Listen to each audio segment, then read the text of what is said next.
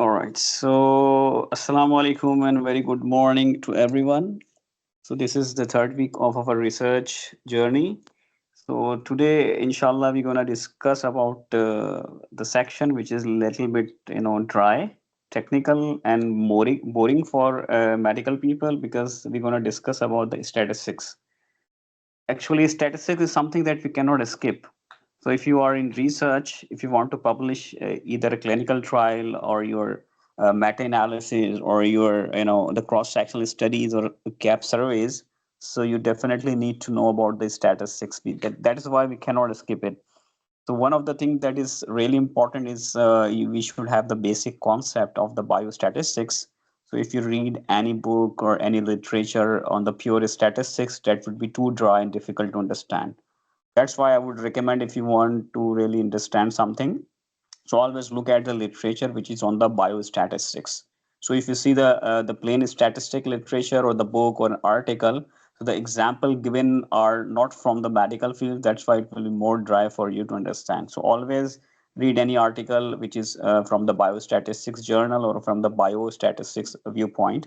So it will be helpful for you because the examples given in that would be from medical field, like about the drugs, about the diseases, about the clinical trials. So that would be at least easier to understand the concept actually. So always look at the things which is from the biostatistics side.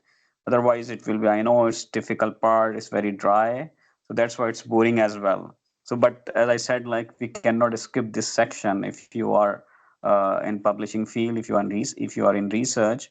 So you have to deal with the statistics. We cannot avoid this thing. I know this is difficult, but like we have to learn these basics of the biostatistics. So in today's lecture we're gonna go through about the very basic concept of the statistics, the mean, the mode, median, and then the initial hypothesis testing, and then what the difference between the standard deviation and with that of the variance, how are the things get affected if you have the high variance or high, the SD, which is the standard deviation. What are the type 1 error, type 2 error? So we're going to little bit jump in on these concept, and so that's why I would request pay extra attention on this week lecture because it's not something which is appealing for everyone because of the calculation and the theoretical concept of the statistics. So you need really the fresh mind to grasp the concept and the idea of doing this thing. Otherwise, it will be very difficult for you guys. All right, so let me share the slides. Great. So, the very basic question, like if you are a very beginner in the field, if you are a fresher, or you just like, publish one or two article and not much aware of like the publishing paradigm these days. So, which kind of research that you should start with? So, we're gonna little bit discuss this point, and then we can move to our statistics part. So, for example, all those, whether you are from like the dentistry or a medicine or a pharmacy or a nursing side or any other allied health field, so what kind of initial thing that are more suitable for you? Although you can involve in hi-fi research if you are working with a big group in a hospital, you can do take you can also take part in clinical trial. But if you want to learn the whole things, then the right way to start with is doing the systematic review and then a meta-analysis. For any beginners, these are the steps that will be helpful if you are really keen to learn about the research, and if you want to have hands-on on the writing, then the right thing is to start with the systematic review actually, or a letter to the editor actually. If you have a good reading skill, if you can read critically, you can peer review article critically, then the right thing is to start with the LTE, which is a letter to the editor.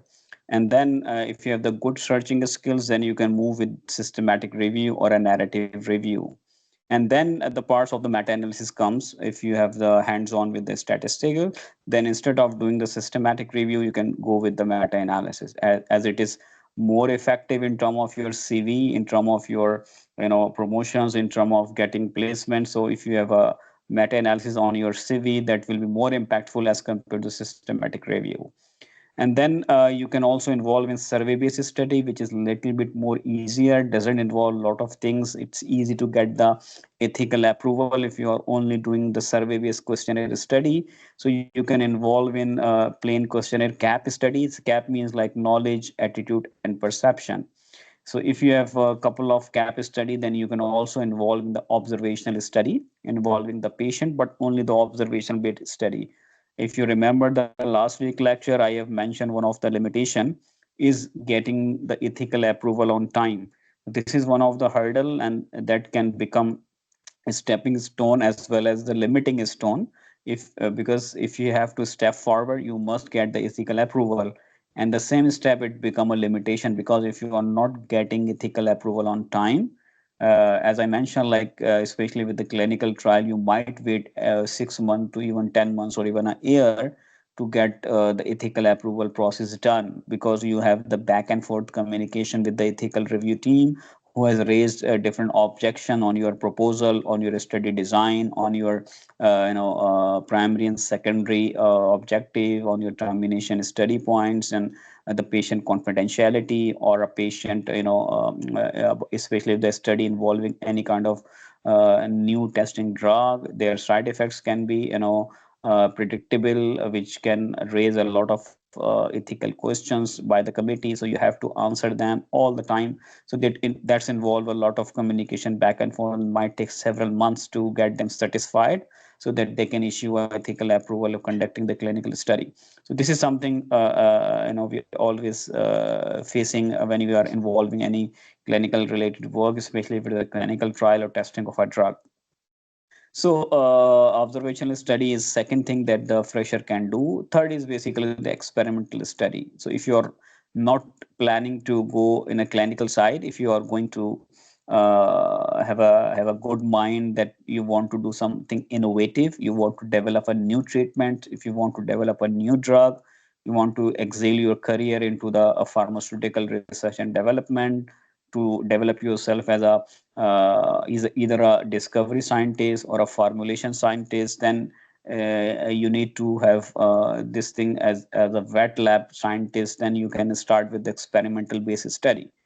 Again, the same thing as compared to the clinical trial approval, getting the animal study done a little bit easier. It's not that easier, but as compared to the clinical trial, getting approval of the animal study is easier. But of course, it's difficult than getting the approval for the observational basis study, or getting approval from any study which is involving only the questionnaire. So this is the hierarchy that you should always keep in mind in getting the ethical approval. So the animal study, I have briefly mentioned about in the last week lectures, that you have specific disease paradigm that you produces within animal, the diabetic, the hypertension, epilepsy, Alzheimer's, Parkinson's, systemic infections, or acute infections, or even arthritis in the animal, using different animal model, like involving the chemical, involving the physical injury, or involving any paradigm that is related with the genetic modeling, actually, in which you either knock out the gene from the animal or knock in the gene animal, so that when the animal will born, the offspring will have the disease by birth. So you can handle the disease model very effectively, but these are expensive one. To develop a genetic model is an expensive one. So all these protocols that you deal with the animal, there is a specific guideline. There is Helsinki Declaration. If you want to use the animal in research, you should fulfill these ethical guidelines. You have to even mention everything: how you will house the animal, how you will feed the animal, how the animal will suffer if you give any injurious compound to develop a disease. For example, when you develop a diabetes, you have to actually destroy the pancreatic beta cells, so that they can be diabetic. If you want to induce the arthritis, so you have to produce inflammation into the paw. So all these compounds are inflammatory. And then if you are working with the cancer model, apart from the cell lines, so you you will be actually putting the animal in the harm, in the distress, in the pain, in the inflammation state. So all these are basically the guideline available. You have to justify these guideline, and then you can only get the approval. Otherwise you will not get the approval if you do not satisfy the committee with the right animal rights, because there are animal protection committees in the world, and if they see any paper violating these guidelines, so they can actually put these or the whole university, and if there is from the pharmaceutical company, they can sue the company and sue the the university. And then, because every university have the license for the animal experimentation, and it is likely possible that the license will be cancelled. If the license is cancelled, the whole animal protocols and all the study going on in the whole university on the various projects will be actually halted unless the case gets resolved. So all these things is research is something is not that easy that you guys think.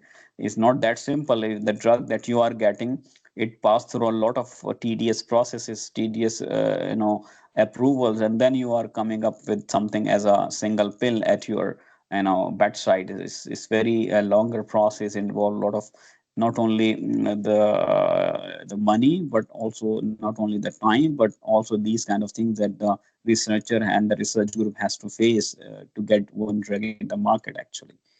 So then this ethical consideration always you have to keep in mind, otherwise we will not move forward.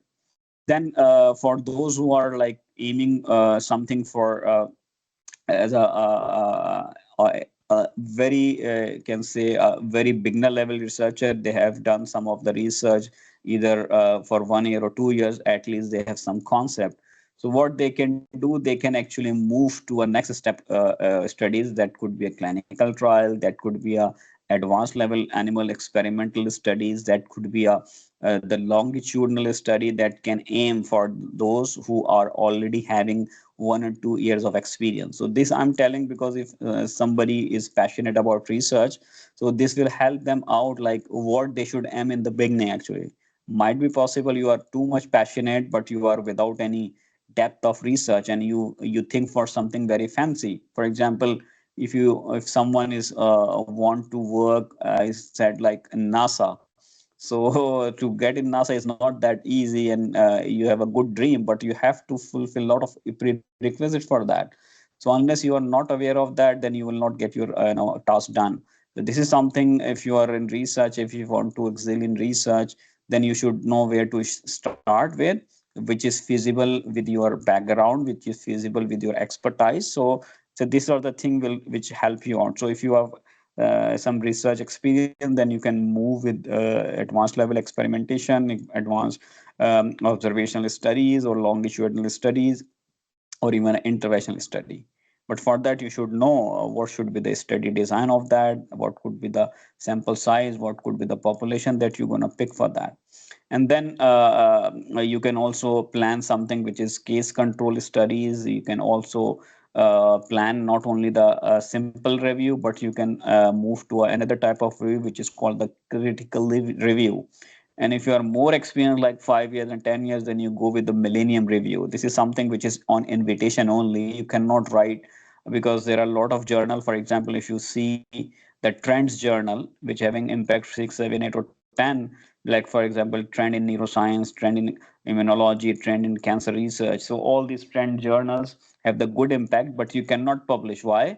Because they only invite researchers by themselves, and all the researcher they invite are expert in the field. That means these journal are not for beginner level people. So if you plan to publish in that journal and you are not aware, these journal only invite the people who are expert. So if you even try to submit, you create your account in the journal, but your option to submit is will be disabled actually, because they enable the option of submission only for those authors whom they have invited themselves. So this is something you should always clear in mind. Keep clear this point in mind, that anything that you are planning, you should know whether you are eligible for that or not. So you are if you are a beginner, then there is no need to involve in a clinical the clinical trial research. You cannot plan yourself a cohort study which is interventional based. You should not involve something which is planning a critical review or a comprehensive millennium review, because you will not entitled to publish, because you can go for lower journal. So but that would be the waste of time, because you have worked hard to develop a very high quality review. But the point is, to publish the high quality review, you need to have your research background. And because if you know one of the recent condition by the step 1 and step 2, if you are planning for a meta analysis, so they are now putting objection that you are a student, how you are publishing the meta analysis. You should have a senior researcher or a professor with you, so that you can do a meta analysis under him or under his supervision. So in the last couple of 4 or 5 years, there are a lot of medical students who have tremendously, even like from year 2, year 3, and in year 4, when they have graduated, they have like 8 or 9 meta analysis published. So this is something now raised in a question to the evaluation committee, that these are the students, do they have the depth of doing the meta analysis, whether they are able to develop a right meta analysis topic or not, and do they have good enough statistical skills that can draw the conclusion how the meta analysis is putting together of like 10 or 15 researches, which is RCTs, and then come up with the analysis, and then they are drawing conclusion whether they are competent enough to do that or not when they are at the year 2 and year 3 students. So this is something now they have put this condition. So the meta analysis they are publishing, they should have under the supervision of a senior faculty member or something, a senior researcher. This is something that you should always keep in mind when you plan anything, that you should do under some supervision, so that nobody can raise any objection on its quality and its legitimacy. So this is something that you should always keep in mind. So if you are experienced one, then you can also deal with the ethical committee as well, because if you are a new, how can you communicate the queries raised by those or committee members about the ethical processes. So this is something an experienced researcher can easily deal with that. So this is something that you should always keep in mind. Now moving forward, we have the next point, which is about people who are planning to go for step 1 or step 2. So this is something that you should know nowadays. It is very likelihood that if you have a couple of publication on your CV, you will get the good placement in the United States. So this is something which is very important. That's why the people who are in especially the 4th year and 5th year of their medicine program, so they are actually much more passionate to have publication. So this is good, but at the same time, as I mentioned, like if you do not fulfill the scientific and ethical guidelines which is given by these big regulators, so you will definitely be in a trouble later on, not only at this phase but also in the future. So that's why always when you start something learning, so then you should keep in mind that you should know the basics of that at least, so that if somebody asks you, you can able to answer that. So if you are planning for going step 1 and step 2, then you should know what would be helpful for you. So you should know your specialty that you want to aim in future. Actually, for example, if you want to go into general surgery, if you want to go into the medicine, if you go into the neurology field, if you want to do in dermatology, so anything that you are aiming for, you should aim your researches in light of that. So always this is something which is career oriented. So if you aim your specialty from now, so always you should try to be part of those researches which is relevant to that.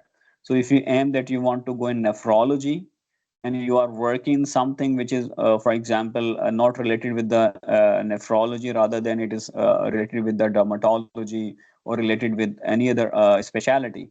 So this might be basically you can say not the hurdle, but at least you will not get the placement where you actually want. So this is something which will be very helpful in the beginning if you aim your specialty. So try to aim the research is either a review or a meta-analysis or a case control study relevant to that particular specialty, so that it will helpful for you. If you plan for cardiology, then try to aim the literature and your concept clear about this field, what the latest the therapist is going to in the field, so that it will help you to get your placement where you're actually looking for. This is very important. So this is not something that you do research for, you if you want to involve in multidisciplinary research, that is good. But at the initial stage, it is always advisable you should be focused where you are aiming to do your specialty actually. So this is a piece of advice for you guys. If you're really aiming to go abroad for steps, and you have anything in mind regarding your specialty that you want to aim in the future, then try to build your research profile in line of that. So that will be too much helpful for you in getting your right position when you finish your degree, and with couple of good publication in the same domain in the same specialty. So this is a piece of advice. And then you can also aim something which is evidence-based researches. So we have a clinical trial going on in the hospital, then you can be a part of that. So it will helpful a lot, not only in terms of obligation, but also actually developing your clinical skills.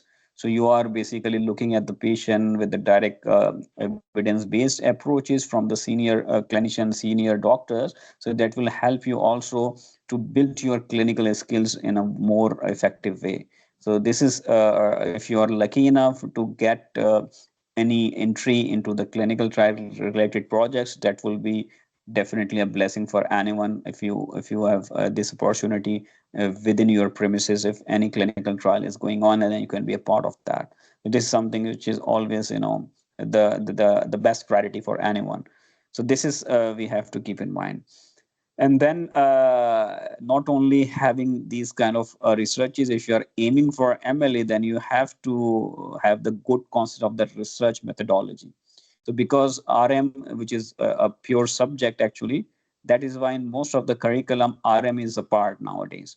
So research methodology in which you have to have all the concept of the study design, the clinical trials, phase 1, phase 2, phase 3, phase 4, their different medical terminologies, and then the approaches, then the design, then study setting, and then the different bylaws on that. So you have to read all these things in the RM course, and then in combination with that, you have the biostatistical part.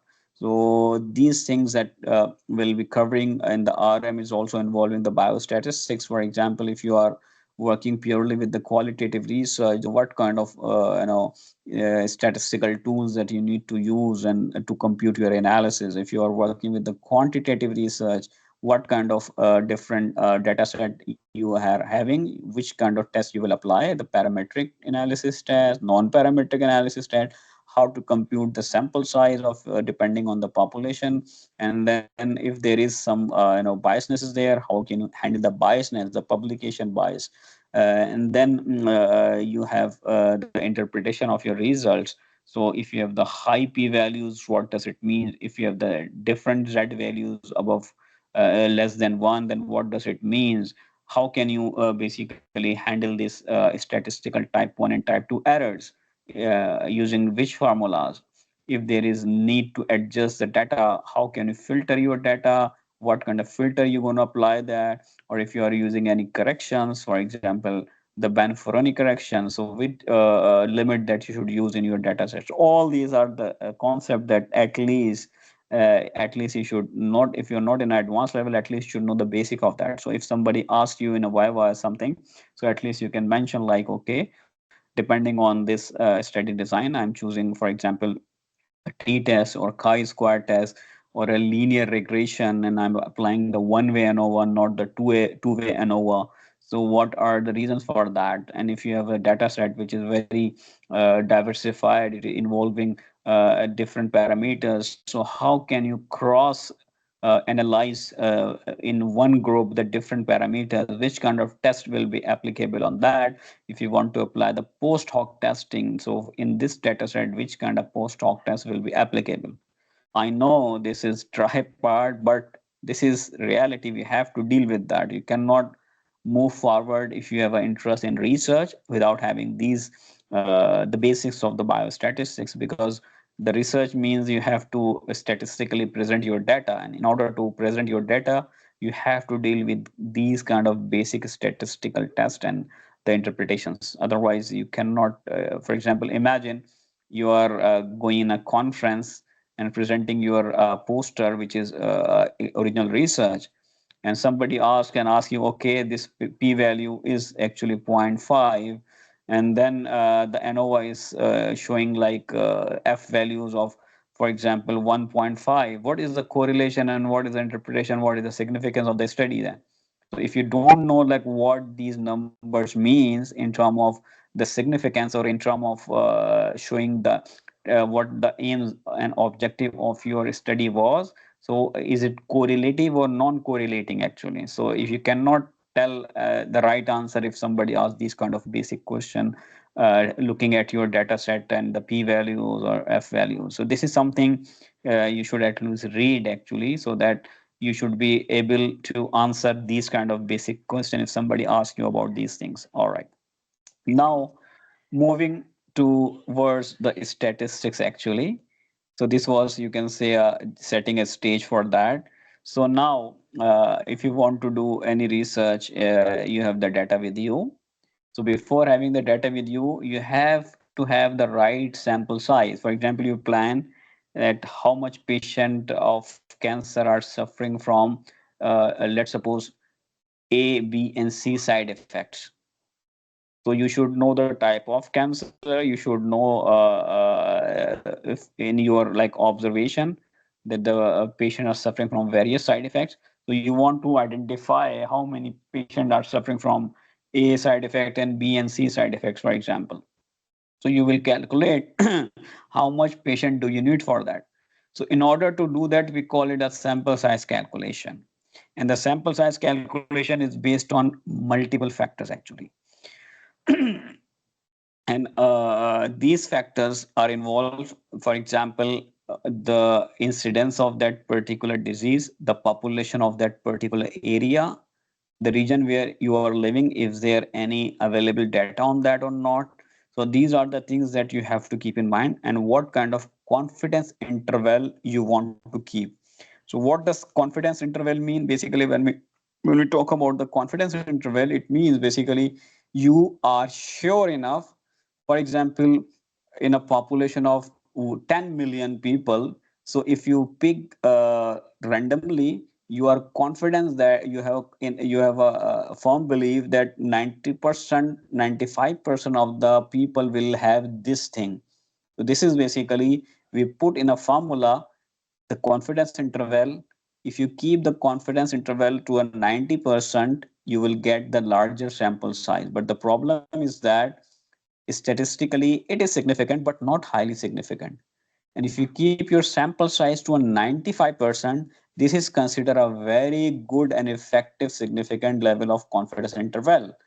And there are some studies in which the researchers set their confidence interval to a 97%. That means you will get a very high precision level, very high accuracy of the data set. And if you have a 97% of this, any confidence interval, then definitely your study is very, very sound, very, very accurate, and the people will rely on more with the more confidence.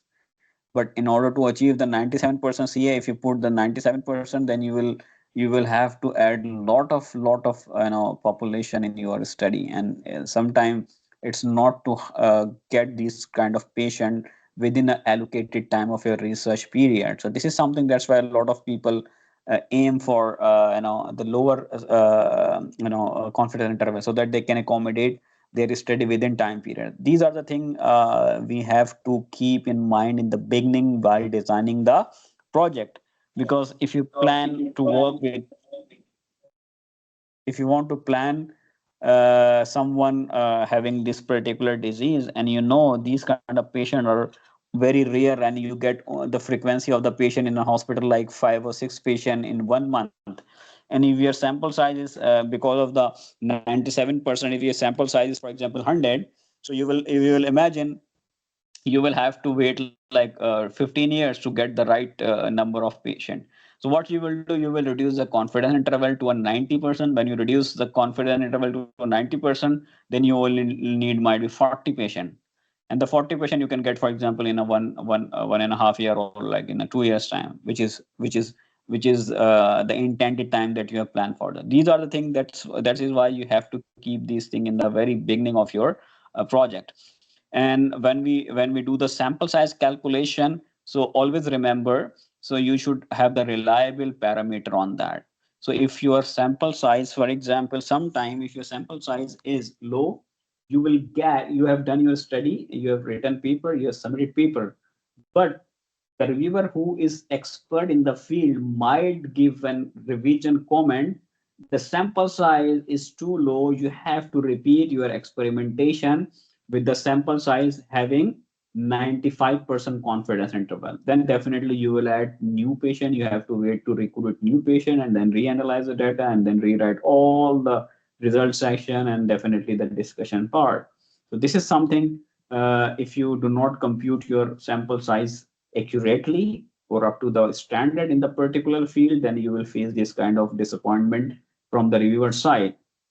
So in order to address the sample size, again, there are different formulas. If you are computing the mean only, if you want to compare the qualitative parameter like ages, which is not in numerical form, like too old, the young patient and older patient and children. So this is a qualitative aspect, not the quantitative aspect. But if you mention like 10 years, 5 years, 4 years, so this is something basically it's a quantitative aspect.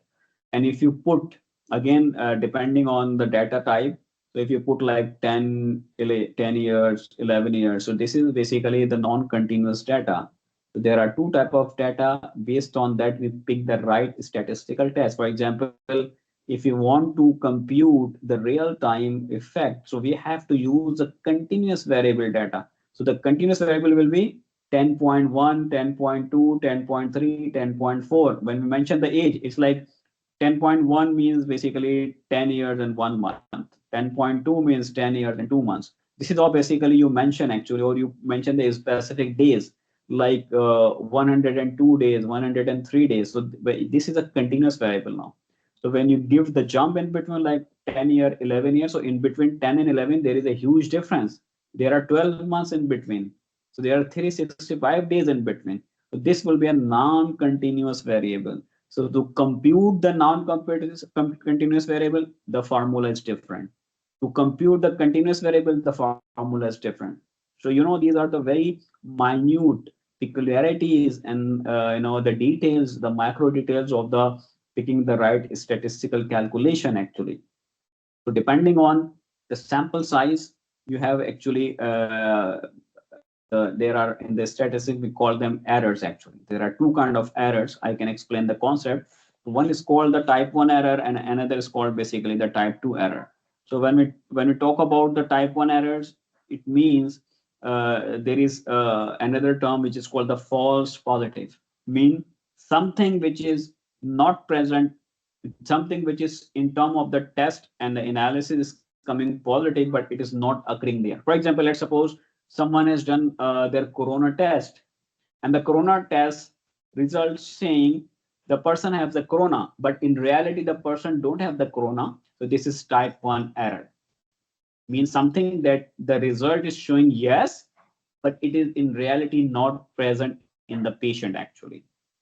The result is showing the patient is diabetic, but in fact he is not. Likewise, the type 2 error means false negative. What does the false negative means? If the test is showing the person don't have the corona, but actually it has the symptom and it is a positive for the corona from the symptomatology point of view. This is called the false negative. So when we have the less adequate or a less sample size, the chances of getting type 2 errors will be increased actually. Means the patient, the result showing no, but the patient has that particular disease. So you can imagine you have a very bad impact on your outcome of your results if you have the type 2 errors more. And the type 2 errors come when the sample size is low. That's why we keep the sample size to high level in order to minimize this kind of type 2 errors. How can we handle the type 2 error? One way is very simple, straightforward, like you can increase the sample size and you can handle this one. But if you don't want, if you are working with some of the project in which the patient, getting the patient frequently is very scarce, you cannot get the more patient, then there is a statistical outway in which you can handle your type 2 error through the statistical calculation. What you can do, you can reduce the generalizability factor in your formula. This is the statistical handling of the data. If you want to avoid, because you cannot get the more patient of that particular disease in a right proportion of the time period or a time frame, then what you can do, you can play with the statistical tool and you can reduce the generalizability of that particular formula, and then you can actually handle the type 2 errors. This is something that you should always keep in mind. I can also type it here so that you can note down the difference between. So these are the difference between a type 2 and type 1 errors actually. So this is very important. As I said, I can repeat again to make it clear. So if you don't have the good statistical power of the sample size, then the chances of having the false negative, that is a type 2 error, will be higher. And when it is higher, your data and your result are less reliable because you have skipped so many patients because of the lab report, which is showing no symptomatology or showing no infectious disease or no positive of the results, but the patient is technically having that particular disease, that particular infection. So that means there will be so many patients that were infected and the data saying no. So that will impact your quality of research, reliability of the data, and a lot of patients who were like positive, but in terms of result, they are negative. So this is something you can handle either by increasing the sample size, which you cannot because of any technical issues. Then you can play with the formula and then you can reduce the generalizability. This is all basically, if the concept of the statistic is sound, then you can sometimes do not need to redo the experiment. Rather than you revisit your analysis and you apply different tests and you can deal with the reviewer comments and make your result presentable in terms of statistics. So this is only possible when you know about these basic about the statistics actually. What are the different factors that can impact your sample size? There are a variety of factors. I cannot tell all of them, but a very crucial and the top fundamental one are there listed. For example, the statistical power, which I'm telling all the time. So typically, if you keep your statistical power above 90%, that is always ideal. In a very specific scenarios, why I have written is a 80% only if you are dealing with the rare diseases actually, because we know to get the rare disease patient is not that common in the population. Maybe you can get one patient in 1 million actually or 2 million. That's why here it is only justifiable that you can keep your statistical power within a range of 80% or 85%. This is okay. But if you are dealing with a disease like hypertension or stroke or cancer or arthritis, all these things are very common. So that's why you keep always your power above 90%. 90% only, I can accept like if there is some issues. Otherwise, at least it should be 95%. You can play a little bit if you have issue with the significance, you can go like 93% as well.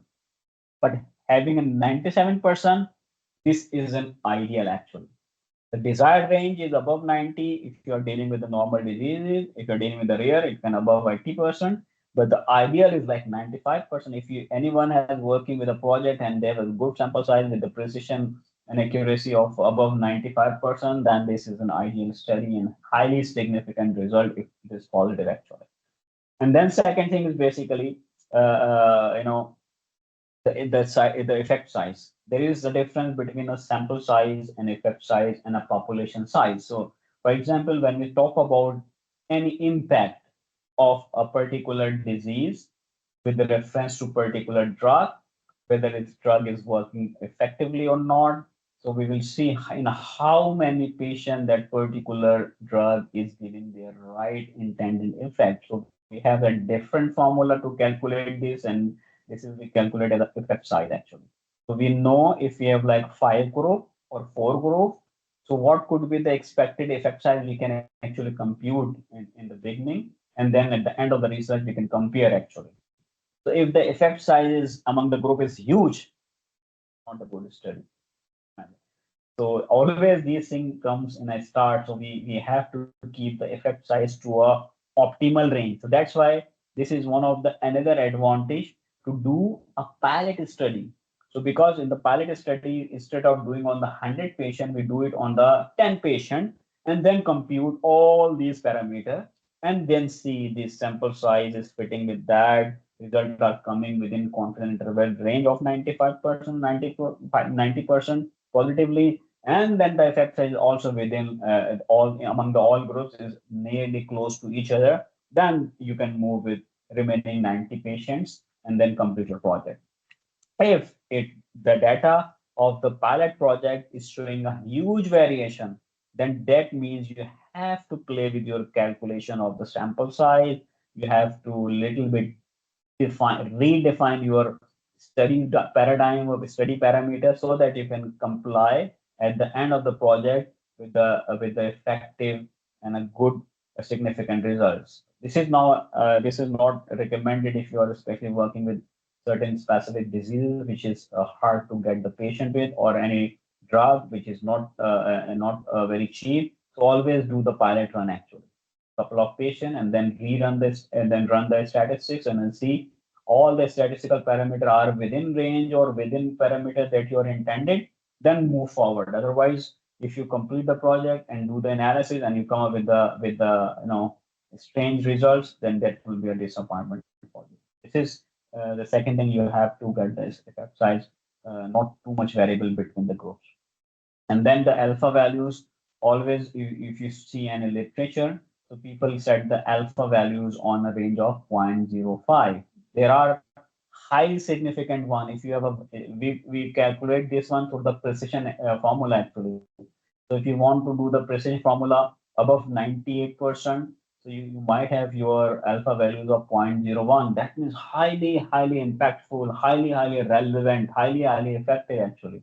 But I mean, there are very few studies that have this chance to get this, 0.01. You can get it, all the time, the 0.05 or 0.005, which is highly significant. This is something we should always keep in mind, which is called the level of significance, which we donate them as a symbol, as an alpha. The level, first, the confidence interval, second, the basically the effect size, and third is basically the level of significance. So people keep them as like 0.05 as a standard one. But if you have working with the highly significant outcomes, then you can move it to a 0.005. And if it is very significant, then you can move to a zero point zero 0.01 or a 0.001. There are certain, if you have the cross correlation, some of the group correlative analysis might turn out to be a highly significant. That could be in a range of 0.0001, like three zeros in between. I can write here so that can catch an idea. 0.001 is highly significant. I mean, you can almost say there is a 0.01%, less than 0.001% chances that the person do not have this one, and which is very rare. So, like out of 100, every patient, that if I translate into an easy word, so if some result showing 0.001 significant means if you have 100 patient, then each 100% patient, like each patient has this effect actually. Mean there is a zero patient without any effect. So that means it's highly effective. This indicates something. So this is we do when you read papers, so we usually mention these. We donate them as a 4-star actually. We call it static. Even if some result with a 3 static, it is also a highly significant actually. So when you read paper and find these kind of symbols, that means it's highly significant. Sometimes some paper do not mention like these p-values, rather than they put the star actually. So that indicate the significant, less significant, highly significant, and highly significant. So if you have 3 statics, that means a highly significant, that could be either 0.00001 or 0.005 actually, depending on if you see the legend of the table, that would show either he is considering 0.001 or 0.005. So always when you write your result, you will also have to specify under the table in the result. So what is your criteria to pick the significant and highly significant, either 0.005 or 0.001 or 0.0001 or 0.00. You have to mention it so that the reviewer and the reader can pick an idea. The result you are presenting in the data or in the table or in the figure is significant enough based on 0.005 or a 0.001 value. This is something. And then another important thing when we talk about the sample size is about basically how much variation in there. So the variation can be computed through the very simple formula, which is standard deviation. If you there is a formula for the variance, which is very simple, and if you take the square root of the variance, it will become the standard deviation. So if you take the square root, then it will become not the variance but the standard deviation. So if the standard deviation is very high, you then do not forward, because it is of no use if the standard deviation is too high. If it is like 30% or 35%, then there is no significance in your results actually. So that means you have to rethink of something else actually. This is something that you should know.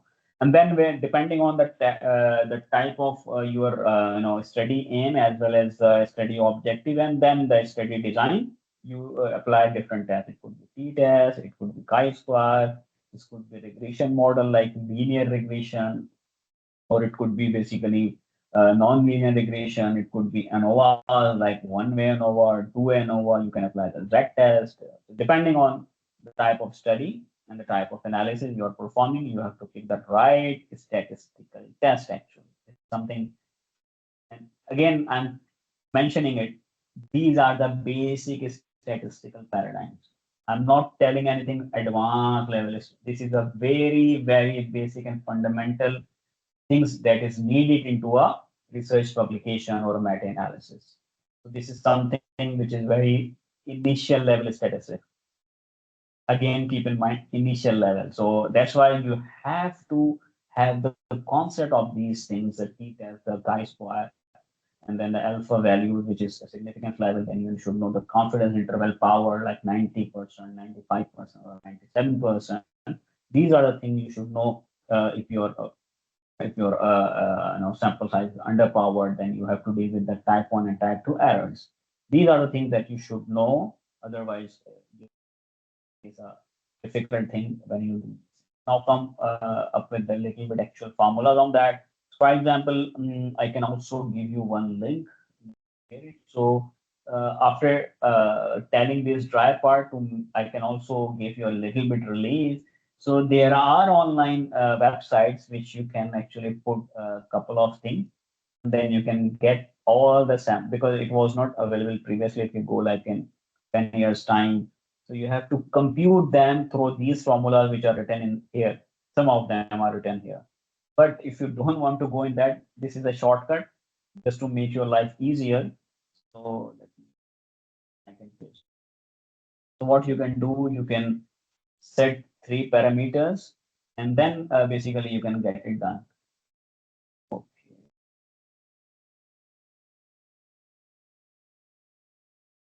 Yes, here it is. So if you don't have enough neurons to deal with these things, then directly you can use the very basic calculator. Just put in only the confidence interval like 95% or 90% or a 97%, and then you can get a very good result on that. So you should know the margin of error. Never pick. I can also mention you another thing is called margin of error. Never pick the margin of error more than 10%. If you have something more than 10%, then I think you need to rethink. Otherwise, if you plan any standard journal, definitely you will get the objection on that. Always keep it like 5%. 5% is ideal, and I mean okay with that. These are things if you want to calculate the sample size, if you want to calculate the margin of error, you can just put it here, and you will get your the population size done in single click actually. But if you want to know how this is calculating, then the formulas are there. For example, so you have a different kind of data set. You have to calculate the mean. You have to calculate the survival rate and all these things. There are various calculators available. For example, another important, I can also write it here. There is, and if you want to do the observational based study, especially the epidemiological study, so there is a calculator which is basically WHO calculator. Okay. So this is basically EP, WHO EP calculator. So you can also use these. I mean, these are the statistical tools which is basically free. Actually, you can go on the website and you can enter some of the parameter. So this OpenAI is basically you can calculate, depending on your study paradigm, and they have a very good interpretations, very good examples given there. You can also get the concept of there, but the thing is they have mentioned so many things which is, I know that would be dry for you, but at least in order to, if you are dealing with the continuous variable, especially if you are calculating the mean, median, the ANOVA and the t-test, as I mentioned, like these other things are very, very common for you. So I would recommend this website, and this that would be, you can say, a homework for the this week class, that you play with this WHO OpenEpi website. You will get a lot of concept done. You can get the mean difference. You can, for example, if you want to plan a RCT or cohort study, you can do the calculation here. Or maybe if I get a time today, I can also show you a little bit. If not, then this is your job. You can just go there and see. You have to put like the values, assumed values, and then you can get the right power of that. So, for example, if you are planning some RCT on a particular, then you can assume like how much the percentage of the patient should have this one. Then you can put your power, for example, 90% or 95%. Then it will give you all the odd ratios which you also need. If you see any meta-analysis, there are odd ratios mentioned. This is one of the very highly recommended website for you guys. I can, yeah. So OpenEpi, it's a WHO website. ANOVA is a analysis of the variance actually. Analysis of variance. So variance means the differences. For example, you have group one, group B, and group C. So group one has 10 people and same in all group. But when you compute, for example, you have calculated the blood sugar level of all the group members. So group one was like people having smoking. Group two was people without smoking, and group three is like the female actually. And then even a group four with a mixed population. When you compare, you have a huge variation in that. This is called the variance. One group showing average, for example, value 2. The third group showing like 4. Another group showing like 0.5. So this is the huge variation. So when you apply statistic, this variation will give the high errors actually. So these errors, if you see the graph, you will see the error bars. So error bar is showing either the standard deviation or the variances actually. So this happens when you have high errors. That means your result is not consistent. There's a huge variation in that. So you have to address this. Then you do the analysis. This is a simple variance. And when we do the group analysis, you have basically ANOVAs. And ANOVAs are two types. Not only two types, there are other types, but the majorly commons are basically, one-way ANOVA and two-way ANOVA. So when we deal with the ANOVAs, we can get the values that we can compute in our results, and we can show there is a less variance based on the one-way ANOVA analysis or based on the two-way analysis. So this is something basically, we should always remember. These are the fundamental, the things that we have to deal with that in our all the basic researches that we are going, whether we are doing, the simple cohort study, very simple one, or do a the very small scale intervention study, and then we can compute ANOVAs. And if the ANOVAs are not in a range, then there is again, then this is something, the statistical knowledge. How can you handle these variances if they are coming in a beyond range actually? So there are a statistical way that you can apply, and then you can use these statistical tools, and then you can make your result significant or within range actually. So this is something very crucial that you should know the concept of that. So generally, this is something when you do the cross-sectional study, when you do the surveys, then you apply either a t-test or basically a chi-square test. So likewise, when we talk about the differences before moving to any a t-test or chi-square test, so we can see the differences about the ANOVAs actually, the one-way ANOVA and the two-way ANOVA. So the concept of the ANOVA, as I mentioned, as the name indicate, ANOVA is basically analysis of variance. So if you remember the last week lecture, we have little bit touch upon the testing of hypothesis. There were two hypotheses, the null hypothesis and an alternate hypothesis. So we have to see the testing of hypothesis based on based on the values that we get from the ANOVA calculation. So I can write some of the part here so that you can read out on that. So simple term, for example, when we talk about as an example, so you want to compare the blood pressure reduction from different drug. For example, there is drug A, drug B, and drug C, and all the patient at the same baseline values. So again, you want to compare the blood pressure reduction, which is brought up by using three different antihypertensive drugs A, B, and C. So what you will do, you will measure the after giving these medication, you will measure the blood pressure for let's suppose 1 week, 2 week, or let's suppose a 10 week or 8 weeks time.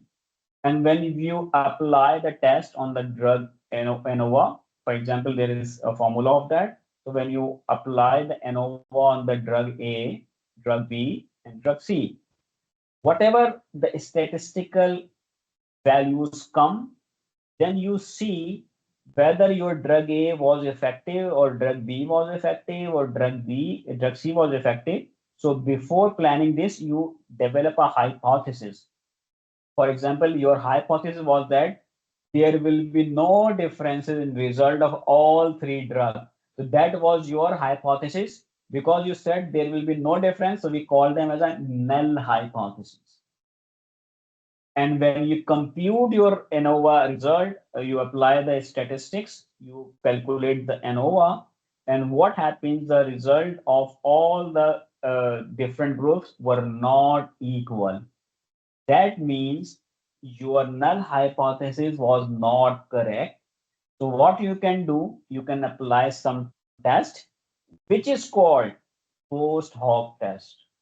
We call them post hoc test, and there are a variety of post hoc tests, and they have the limitations of all that. For example, Tapis, Dunes, and then Brentnet. These are the different tests, and there is a correction that if it is minor one, then you can apply, which is called Benferroni correction. This is a formula. You apply the formula on your result and reduce this differences in all three group, and you come up with all the group are same, so your null hypothesis will be accepted. If even applying these tests, you will not able to get the equilibrium in all the three results, then your null hypothesis will be rejected, and this is called your alternate hypothesis is accepted. So this is the post hoc test they usually apply to make ANOVA more significant, closer to that you have actually looking for. So this is something which is basically in term of ANOVA. And when we talk about like where to use the ANOVA, generally when we do independent variable and independent variable comparison. For example, blood pressure change is a dependent variable, and independent variable will be drug A, drug B, and drug C. And if you have basically, this is only one parameter. If you want to compare the multiple parameter, like for example, if you mention the age, 18 to 35 years, 30 to 45 years, 45 to 60 years, then you are comparing the effect of the age on drug A, drug B, drug C. So you compute the two different parameters. So you have to apply two-way ANOVA. See, this is the difference between a one-way ANOVA when you have the one dependent variable with that of one independent variable. And if you compare the two different factors, like along with the blood pressure change and age with that of drug A, drug B, then that is called a two-way ANOVA basically. So this is something where we should know that when we apply these kind of things, we should know all these parameter in. So you can also note down these things for your notes as well. So this is something that I can share here. Okay. So this is with the ANOVAs, one-way ANOVA, two-way ANOVA. Again, as I mentioned, depending on the data type, depending on the initial our objective, we have some limitation. We cannot do a lot of things that we cannot play much with the ANOVAs actually. Generally, we have only limit until when we apply the post-hoc test. If it is coming in a right way within range, that is fine. Otherwise, then you have to do something else. You cannot apply the ANOVAs then. This is something that we should always keep in mind. Now come to when we talk about the t-test in simple word. So when keep in mind in a very simple word, the shortcut of the t-test. So you are comparing the average of two groups. For example, the group A and the group B. For example, group A, you see the elevation in the blood systolic blood pressure, that is the treatment group of the drug, versus the control group. So you are comparing the averages. You know the average means, like average means you have values like 1, 2, 3, 4, 5, 6, 7, 8 divided by 8 because there were 8 values. So always the number of values divided by the frequency, which is of write it here so that you can get an idea actually. For example, if you have value 1 plus 2 plus 3 plus 4, and then we divide by 4 because there are 4 values, it will give you the average. So when we compare the averages actually of the two things, so we apply the t-test. For example, one group is you want to see the changes, averages of the high systolic blood pressure ranges versus a group 2, which is a control healthy humans actually. So this will actually applicable. Or second example, for example, if there is you are comparing the hemoglobin level in the patient or with the normal or with the iron deficiency group. So this is called peer T test. What here you have done, you have used the same patient in which you have compared the systolic blood pressure, or for example, any drug therapy, or you compare the blood hemoglobin level with that of iron deficiency actually, or a iron therapy actually. So you paired two different averages in which there was no control, rather than two different averages were there. One was from the patient having the low or high low hemoglobin with that of the iron therapy. For example, if you are giving the elemental iron, hexrosamine, so 50 mg per 200 kg, no, per 200 gram, we give them as an elemental iron therapy actually a patient. So this is something which is called peer T test, not comparing with the control rather than with the drug therapy and the level of hemoglobin. So this is a peer T test. So you understand the concept of the t-test. When we compare the averages of the two groups, this is t-test. But where we apply the chi-square test, as I mentioned, like these are the very common one. Chi-square test we apply basically when we are comparing the counts between the group, not the mean. There are three things: mean, mode, and median. Mean, mode, and median. So there are three basic things. So mean is basically what we have done, sort of average. Always we keep plus every value and divide by the same number. This is called the mean. When we talk about the mode, mode mean the most likely occurring one. For example, I'm giving example. What is mode? For example, these are the values: 3, 4, 2, 6, 2, 7, 8, 9, 2. So if you see this data set, so you notice there is a 2 which is repeating lot of time. So the number which is repeating lot of time called mode actually. And what is median?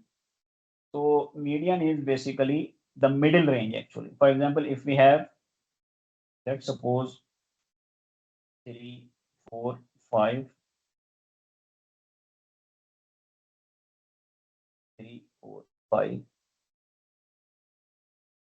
7. So if you see this one, so the median one would be again 2. So the value which is come in the middle is called the median. So you should know the basic concept of the mean, mode, median. Mean is sort of an average. Mode is something which is occurring most of the time. The value which is coming, for example, if you have the data set of the 200 patient, and there is a value which is repeating lot of time, that might be any number actually. That number would be called the mode actually. And median is called the middle range actually. So you have the patient, let's suppose example of the age. The group study is going to be conducted from all range of the patient, starting from 5 years till 85 years. And now you will see the median. What would be the median of the 5 and 85? It would be around 40, 42.5, I think, because I'm not calculating exactly. I think the median of this age range, like 5 years to 85 years, I think it would be, if I'm not wrong, it would be, oh, sorry, 42.5 years. So this is called the median. This is called the median actually. So in the chi-square, we take the counts, not the mean actually. What does it means? Let's take an example actually. There are 100 patients in which you randomize them two groups. For example, the drug A and drug B. So if they are 100, you divide them into two. So each group has 50 patients. So one group got drug A, the other group got the drug B. And what happens, for example, in the one group, that is group A, only 40% were cured. That means 10 was not cured. And likewise, suppose in the group B, only 30% were cured. That means 20 were not cured. So what you will do, you are dealing with the counts here, not the mean, not the averages, not the median, not the mode. You only deal with the counts. So you will compare the outcome of your study. You apply the chi-square test. It will take the differences in term of percentage. So for example, I can type here, so you can get the idea of that. So how can we relate? I know it's getting a little bit dry, so I'm a little bit confused to move forward or not with this. Otherwise, because these are the fundamental points, it is a part of every basic research that you wanna do actually. So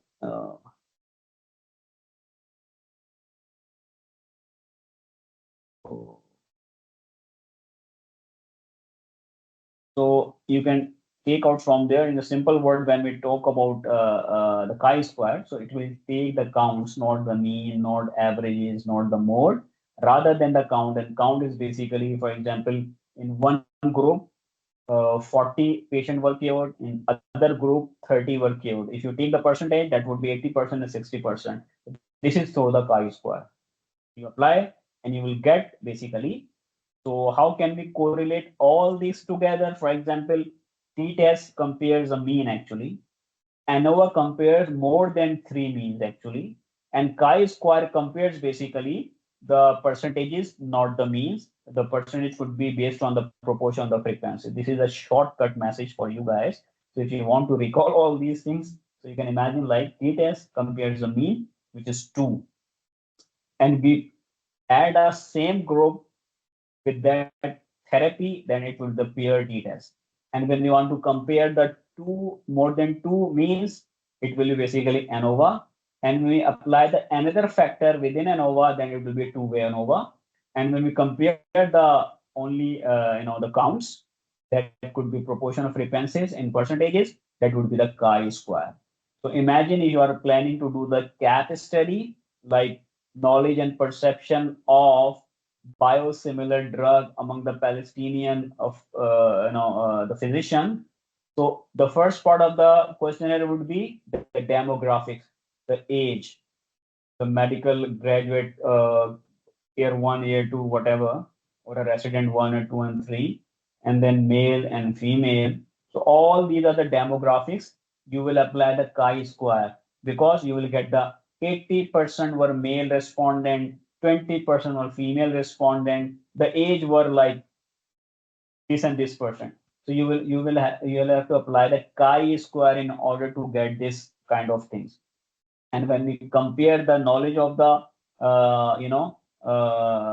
about the biosimilar of any particular drug class, then you will apply basically either ANOVA, depending if you have three or four different drugs, then you will apply basically ANOVAs there. And in the end, you will apply the linear regression in order to get the odd ratios about the knowledge or perception, whatever. So in the last, you will apply the linear regression. So this is all very simple, the statistics that you want to apply for these kind of, linear regression analysis to get the odd ratios. If the odd ratio is near to one, your study is very significant. There is a very coherent, there is a very compliance in that. If it is beyond and very less, like 0.3, 0.5, then the odd ratios are 0.2, 0.3 showing the aims and objective that you have aimed for is not basically that much. So up till now, are there any queries, questions? Just let me know. Otherwise, we can move forward after a 5 minutes or 10 minutes break, because I know this is something which is very dry for you guys. So if you have any questions, any queries that you can ask here, please go ahead. Okay, fine. So we have now the sample size that the link I have sent to you for the practice. In the coming days, try to get some hands-on on that. So you can just put the values and see what is the outcome in terms of the different changes that you made in terms of the sample size and the population size effects. Now, when we see the actual formula for that, so for example, if you want to estimate the proportion actually, so you apply this formula which is written here. So I can also paste here so that you can see. So this is something in just is together actually rather than. Again, these are not all the formulas. These are very few of them, which is the basic fundamental one actually. Oh my God. Font size is too much.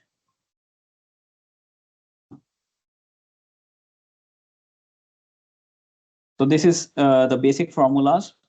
So if you want to compare, for example, the independent mean, or if you want to compare the two proportion or one proportion, then these are the different formulas. If you see Z here, so Z is basically a score, which is basically almost representing the confidence interval or the power that you have set for that. P is nothing, is simple one, is basically the estimated proportion. E E here is representing basically the margin of error that we have just discussed. So if you have the high margin of error, then it is of no use to do that kind of study. And alpha is again indicative of the standard deviation that we calculate with the variance. So if you take the square root of the variance, you can get the standard deviation. Delta here is basically the effect size here. So this is in a nutshell all the things that in the formula. So I'm repeating again, Z is basically the proportion representing the confidence interval. P is basically the proportion, and E is basically the margin of error. Alpha is basically standard deviation, and delta is basically the effect size.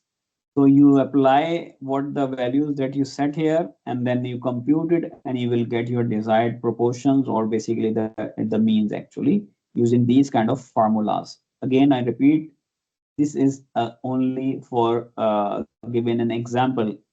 So formulas for different, even if you want to calculate the sample size for a different type of study, you have the different sample size formula.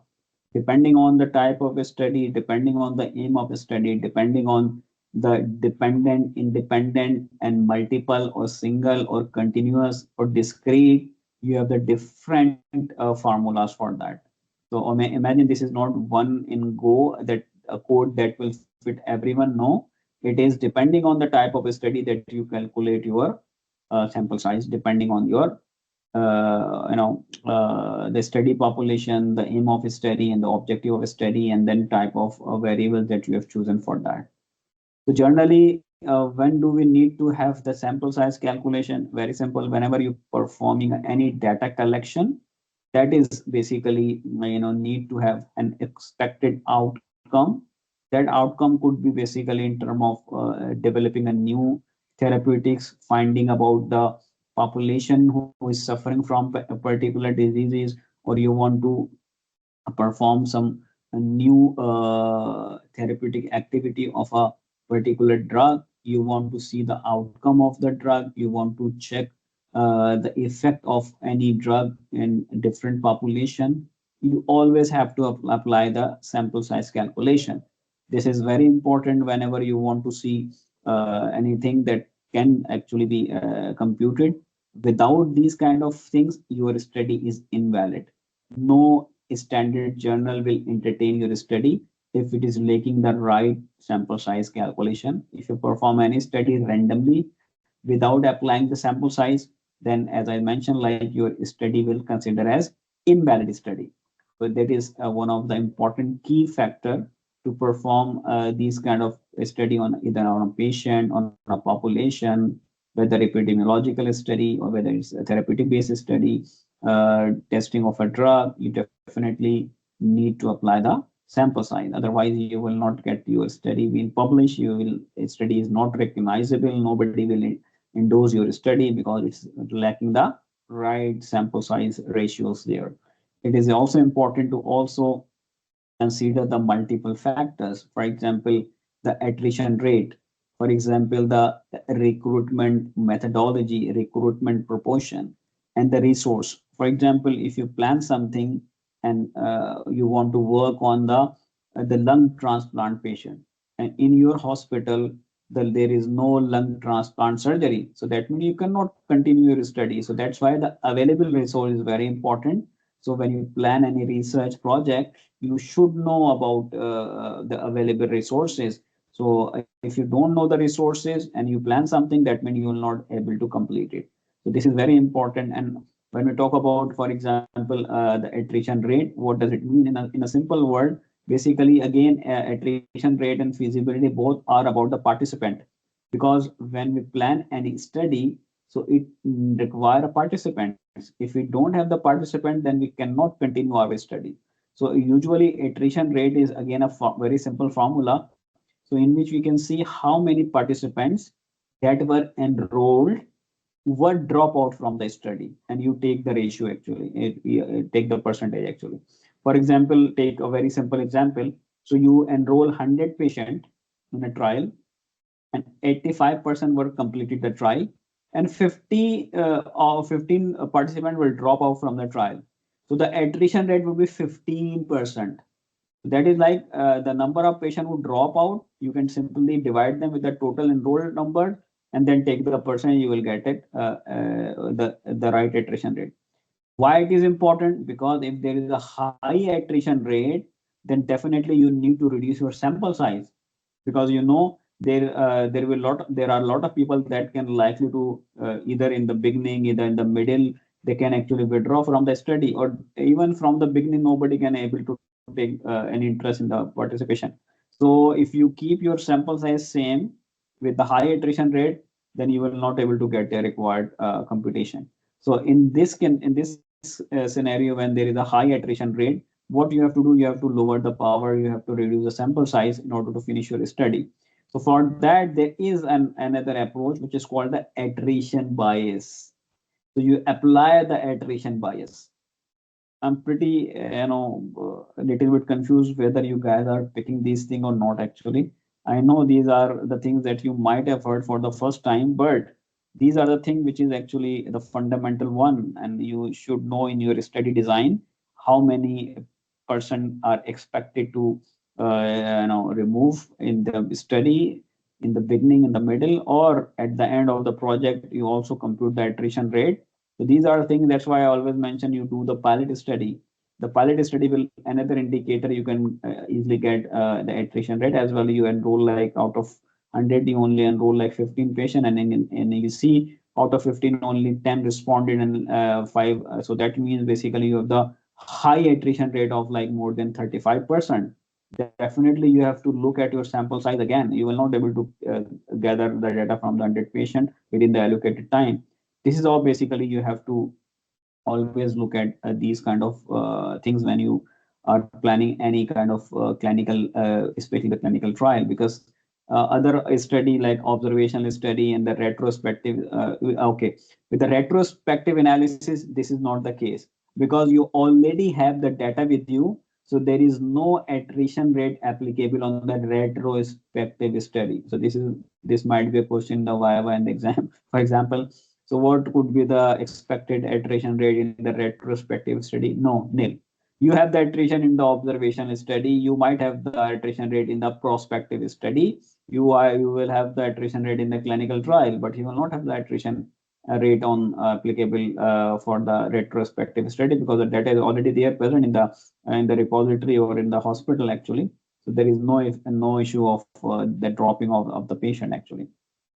So that is why in the West, in the big hospital, in the big research group, always there is in their part of the team the biostatistician. So when the study is designed, when they develop any project, so they take the consultancy and the opinion from the biostatistician. Are they on the right track in terms of applying the different statistical tests? So if he says okay, so then they move forward. So this is an effective way, but like not all research group and not all hospital can afford to have the biostatistician in their hospital or in the organization, because usually they are highly paid people actually. So what they can do, they can also if they have got the grant, so they can get freelance biostatistician on their project. So they can pay from the project grant their fee, and they can get the right insight on the statistical effect. All right, how you do that, all these things that we have discussed so far. So you have the software available. You can perform the simple descriptive analysis on SPSS, on data, on pass, on R. So these are the different available statistical software that you can use any of them. Even you can perform the very basic statistical tech on MS Excel actually. So you can compute mean, mode, median, averages. You can apply the t-test actually. So but again the accuracy and the standardization in terms of the scientific quality and rigor, so people ask to have the standard software actually. So you can use any of these software like SPSS and stat outpass or whatever available in your resources. So you can use those statistical softwares. And first of all, you can use which is called the descriptive statistics. So what you can do, you can put all your data into the Excel sheet, and then import the Excel sheet into the R, or for example SPSS. And when you import your file, just check out there is no error, there is no missing values, and then you go simply into the button which is on the top and apply the descriptive statistics, and you will get all these things like the p values, the f values, and then t. If you choose for example the chi-square, you will get the values of the chi-square. If you choose, for example, t-test analysis, you will get the t. So there is a non-parametric and a parametric analysis. You just pick off anyone that you want to choose for the analysis. Just pick that button. It will run the file, and you will get in a box the result of that particular statistical test. So if you want to get the mean, mode, median, range, variances, you will simply get it with the single tab, which is called the descriptive analysis or descriptive statistics. So in this, it will give you the different tables. In each table, you will have a different things. For example, in the mean, mode, and you will have the standard deviation. You will have the p values there. You have the f values there. So all these things you will get in a single click actually. But the important aspect is your Excel data sheet. It should be accurate. It should be free from errors. It should be without any missing values and tab in that, because you have a large data set from like several hundred of patients with the different parameters. So all of them should be filled, each boxes. And if it is not filled, if any value is missing, then there is a way you can also either exclude that particular patient from the analysis, or you can supplement it with the extrapolation effect actually. So this is something we call the data normalization or a data filtering. If you remove something or some values or some participant the statistical part, then you can call it as a data filtration. You filter all that you don't irrelevant stuff that you don't want into the analysis. But if you do something with the missing values, what you can do, it is called the normalization of the data. So you extrapolate based on the upper and lower ranges, and then it can easily put the expected value on that based on this, and this is called the data normalization. So this is done on various kind of studies. So when we apply the normalization, so you have to mention like you have normalized to one or which values.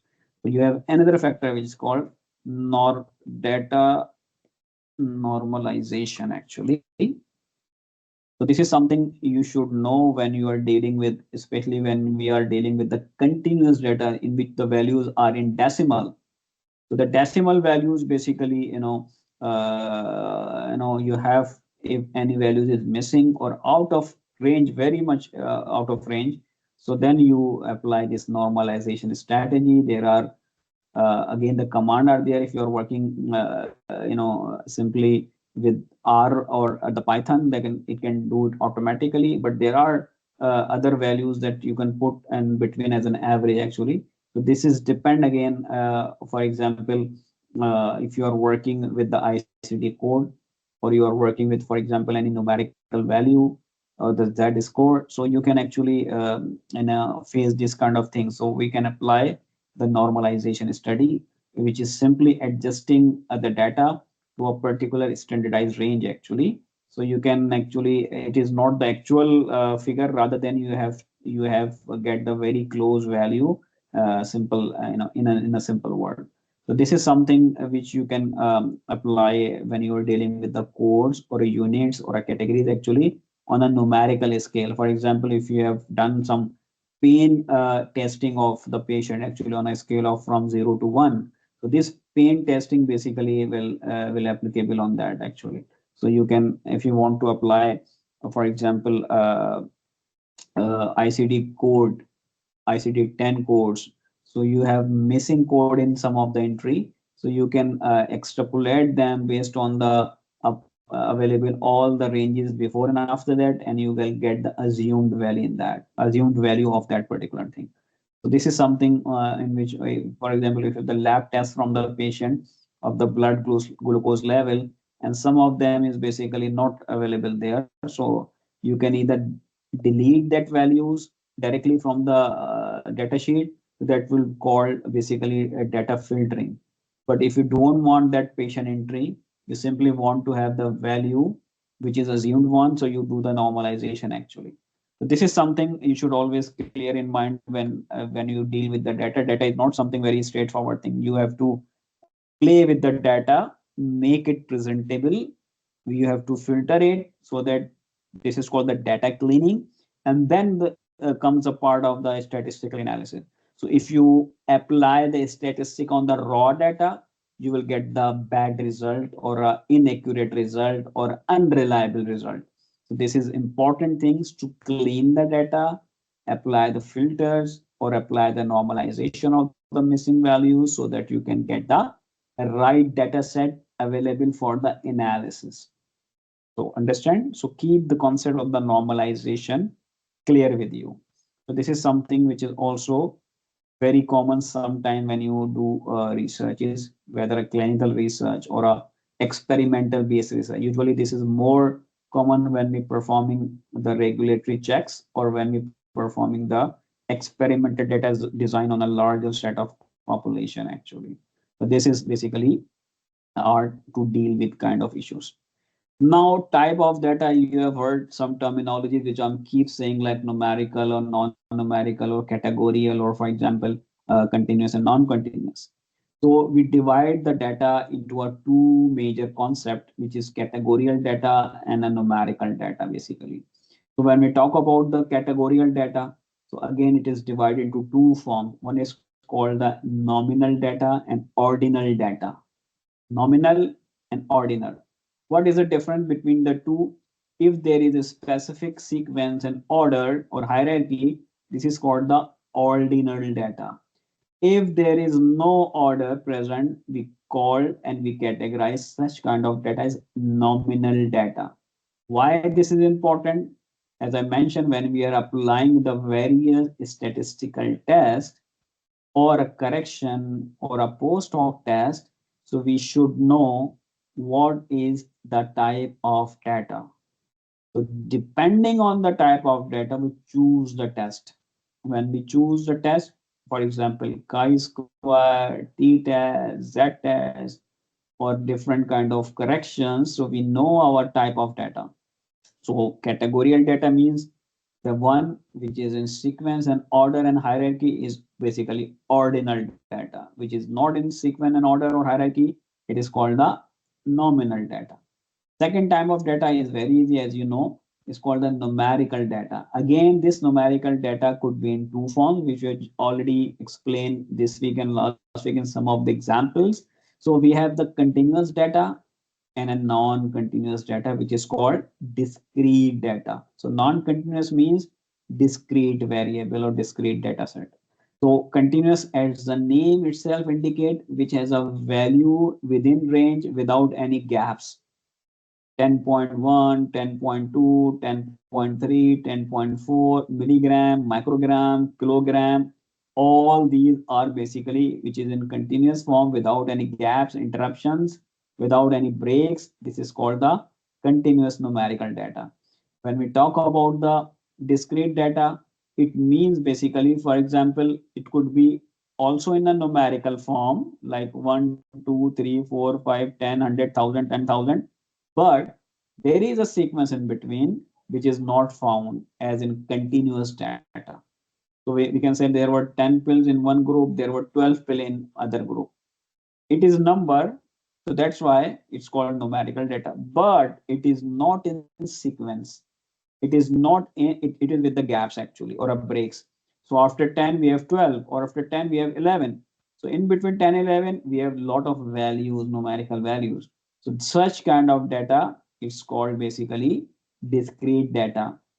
So for example, if you are working with the drug analysis, in one example it could be continuous, in another example it could be discrete. So we have to apply the specific test for them, which is related with the continuous or discrete variable. For example, if you are only dealing with the pharmacokinetic of the drug, then this is a continuous data, because we will say the blood glucose level or the blood drug level of, for example, tenormin is basically zero point 0.5 milligram, and zero point 0.5 is continuous variable basically. So we will use a continuous variable statistical test on that. But if we say, so the patient has taken 5 pills in 10 days. So 5 pills are 5 pills. They are not 1.5 pill. They are not 1.1 pill. Pill 1, pill 2, pill 3. He took the pill on day 1, day 3rd, day 5th, day 7th, day 9th. So he has consumed pills in 10 days with the ratio of subsequent gap of 1 day and 1 pill on alternate days. So this is not in sequence. This is, there is a gap in between. There is a gap in the days, number of days. There is a gap also in the pills, because you will not say that patient has taken 1.2 pill. He has taken 1 pill and the second pill and the third pill and the fourth pill. This is called the discrete data. So you remember, when we talk about the dosing, it could be either continuous or basically discrete. If we're talking about their units like milligram, microgram, kilogram, then it's a continuous one. When we talk about the number of pills, that would be basically a discrete one. Likewise, when we talk about the blood grouping, like blood group A, blood group B, or AB or O. So this is basically nominal data, because there is no sequence, because after AB we have the AB and after AB we have the O. There is no sequence, there is a gap, there is in between things which is not coherent to each other, which is not continuous to each other. So that is basically a nominal data. But when we talk about basically severity of the pain, so there is a sequence. First, the patient will have the mild symptoms or mild pain, then moderate pain, and then finally will reach to a severe level of the pain. So this is basically, or take an example of the cancer stages, malignancy. So metastasis, stage 1 cancer, stage 2 and stage 3 and stage 4. So it's in sequence actually. So this is called basically a ordinal type of categorical data. The category, depending on the type of study and objective of a study, you can categorize your data depending on your objectivity. And the numerical data is of two type again, the continuous and discrete level. I hope it has clarified the concept of the data. Now always remember these things, so that when we use in a statistic, so we will never repeat like we are, because we will, it will be written like we have used the continuous data, we have used discrete data. Then you should know it's a type of a numerical data. When we talk about the categorical one, we will mention like ordinal data or nominal data. And again, I must give you a note here. These are not the only type. There are other types, but these are the basic ones, because I'm talking about the basic statistics. We are not discussing the advanced one, so that you can digest the initial concept actually. Otherwise, if you'll go in detail, you will get a lot of other type of data types, so that we divide them further actually. So how, there is another phenomena in which the discrete become continuous and continuous become discrete. This mixed strategy is also there, but we are not going to discuss it here. There is another thing which is called inferential statistics, in which we have to design something on a basic, on a basis of, for example, if you have some data set, we need to approach on certain conclusion. So what you do, you have to give some of the points that can eventually become the conclusive. So in order to make the point a conclusive state, so this is comes under a category of the inferential statistics. This helps a person or us to develop a generalized comment actually. We have done our study in local population with the sample size of like 400, but our city population is 45 million, let's suppose. So how can we apply this small 400 patient data on 45 million people? So we should have certain rules, we should have certain formulas that can allow us to generalize our finding to a larger population. This we done through a inferential statistics. Imagine when a drug is basically, discovered and it become marketed after 10, 15 years, so it has actually passed on or tested on like several thousand of people, but we have a global population of 8 billion. How can we apply this few thousand data on 8 million, 8 billion people? So through these kind of generalized approach. It's a formula that we apply, which is generalizability formulas, depending on the type of study. If you are doing the epidemiology study, there is a different generalizability formula. Each formula has their own factors, parameters, and limitation.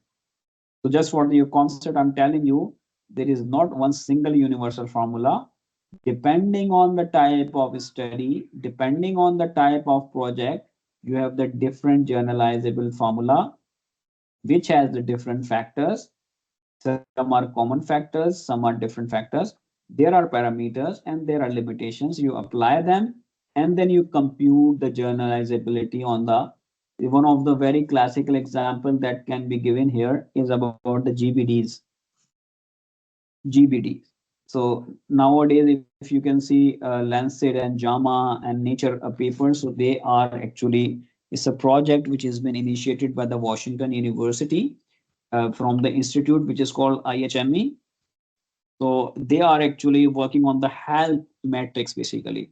So they have figured out 374 major diseases and finding the global impact and the global burden like cardiovascular diseases, endocrine diseases, the dermatological diseases, cancer disease. So they have figured out and categorized 374 diseases, and they are publishing every year, let's suppose 30 to 40 disease data, in which they have actually screened last 50 years data, and then they are computing their global burden of that disease, and they are comparing like the LLs, disability, YLDs. I think this is one of the promising factor, YLDs, not TAY. So disease burden with a disability impact on the patient life or a person life. Year live with disability. And then basically third parameter is basically the loss of life with the disability diseases.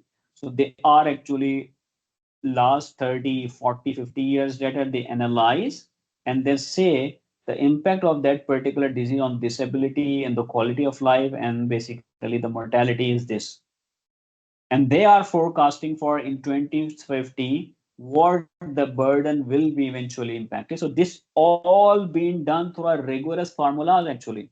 So they can compute and forecast what would happen of what's the impact of the hypertension or a diabetes or a metabolic disease or respiratory infections or the osteoarthritis or rheumatoid arthritis or all these things that can impact actually quality of life to a miserable level. What could be the proportion that the people will be disabled from these kind of. So these are called basically the global burden of disease. You have to compute. Imagine you analyze all the countries, more than 230 countries are there in the world nowadays. So you compare all the disease of, for example, they are comparing, let's suppose, a hypertension in all these 230 countries, and then they analyze the last 30, 40, 50 years data in each country, and then come up with the analysis, and then they forecast with the different things, the disability and the mortality and the quality of life. So these are the projections they do with the generalizability. These are classical example that I can quote here with the phenomena of the generalizability computation when we compute the generalizability findings. So imagine if you apply your new drug in 30 patients, how can we generalize them on like millions of patients suffering from a particular disease? So you have this generalizability finding that you do through the inferential statistics. You apply your efficacy of drug data on the broader population. You do your recommendation based on your inferential statistics that you should not use this drug in that and ABC type of patient. These are contraindicated for ABC type of patients. So you do all these through the inferential statistics. That is why it is another important segment, especially in a clinical research, to do the inferential statistics. How we do that? We have the formulas. So again, I'm not going to tell about the formulas because it's something which is very dry for you. And then, as I said, it's not one formula. There are Depending on the type of study, their formulas are different. They have different parameter, different factors. You have to compute certain generalization. You need the multi-level computing actually. First you compute one thing and then move to second step and then move to third step. This is how you get all these things done. I know it's getting a little bit dry, but there is no way out actually. As I'm again repeating, this is a very basic fundamental concept that I'm telling here. It doesn't involve any advanced level statistics. It's all the basic ones. As we have discussed about the hypothesis, as we mentioned, like two kind of hypotheses, the null hypothesis and alternate hypothesis. Why it is important? Whenever you plan any research, we have a very good idea. So you have to implement that idea into a practical form. For that, you have to hypothesize it. So statistically, when we do the hypothesis, we do is testing actually. How can your hypothesis be actually proved? You do basically proving your statistical hypothesis by doing the hypothesis testing. So you have two options, either to accept the hypothesis or reject it. So we develop a hypothesis, which is basically a null hypothesis. What happened in the null hypothesis, as we have previously given this example? So statement in the null hypothesis will say there is a no significant difference, or all are same, or there is no variation, or all will work fine, all the drug effect will be same, or all the output of the analysis will be same, or there will be no differences among the different groups. All these type of statement comes as a null hypothesis. In a short concept way, mean you want to say your study claim or your study objective is a very perfect one, and you will see a very impactful result with a minimal differences. So this is called the null hypothesis. So what happened, as I mentioned, there are chances if the sample size is lower, so the chances of the error are there. So error are of two types already mentioned. Type 2 error are the one in which you get the false result. Means person having the disease, but the result is showing no. On contrary to this, when we have the type 1 error, the result is rejecting it, but the person is basically having the disease. So same we apply on a hypothesis testing. So we will have the null hypothesis when we have the wrong result, but the fact was truth, meaning you are misled actually. Same goes with the type 2 error. The result are showing the null hypothesis is false, or you reject the null hypothesis, but technically it is false actually. This is something we have to deal it. So what we do, we play little bit. So we check our p values, we check our sample size, we check our confidence interval level, and play little bit, so that we can come up with the null hypothesis testing in a right way. So there is an example given in the slide. For example, your hypothesis was drug A is more effective than drug B in a specific disease condition. So research hypothesis is showing that the drug A is superior basically, because you say that drug A is performing well. So null hypothesis was that A is superior than B.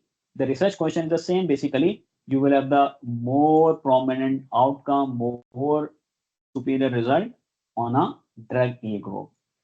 So the null hypothesis mean you will assume there is no differences in the both group. Imagine the concept of the null hypothesis, meaning there will be no differences. So you will assume in your null hypothesis, you built your approach with the hypothesis, then you move to a research hypothesis step, and then you develop your null hypothesis, which is saying there is no difference between drug A and drug B. Now, what are the error in that?